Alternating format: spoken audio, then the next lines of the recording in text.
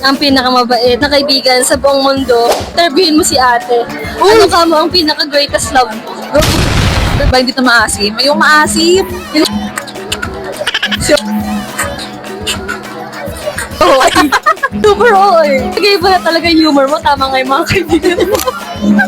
Sana hindi ito makita ng mga kaibigan ko. Ano pangalan nila? Itatag ko sila. Shoutout po kay Summer Scal Carvajal at kay Ate Lorraine de la Cruz, sa pinsan ko, at sa mga pinsan si Kirsten Dagang at sa boyfriend niya si Franco Placenta. At sa boyfriend ng pinsan ko si Abby na si Lance Guzman. Shoutout to you guys. Ito po kita. Airplane mode na siya kasi low-bat na siya, guys. Kaibigan natin vlogger. Sana everyday may 1,000 pesos ka. O kaya pwede din naman, kung everyday may 1,000 pesos ka, meron kang 30,000. Guys, ano po kasi, ang sekreto ko po, anak po ako ng contractor sa DPWH. So, talagang hindi ko i-edit out ko. Joke lang po yun. Tapos si Claudine ko, komang. Comatose. Isang subject na nakaumato sa CE. Sa, pwede sabihin? Ha? Pwede sabihin? Oh, anong subject na nakaumato sa CE? Actually, dalawa po kasi yun. Yung isa po, binoon po ako sa lupa. Oh, tapos, Yung isa po, hinampas po ako sa semento.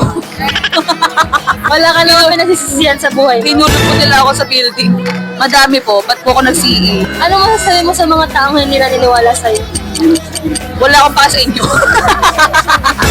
Shoutout po kay Kirsten Pineda, kay Patricia Cristobal, kay Jesus Nanago JP. Galingan mo sa Galingan nyo guys. galingan mo sa pag-supervise ng mga Sana po gising na po ulit si Patricia Cristobal at nakapagpahinga at naligo na po si Kirsten Pineda. ano po, gusto lang po namin sabihin na proud kami kay Kirsten kasi kakatapos niya lang maglaba. Sana naligo na po siya guys. You did a very good job. Appreciate na lang po. Ano po? Anong pakiramdam sa interview mo? Sa Yaw?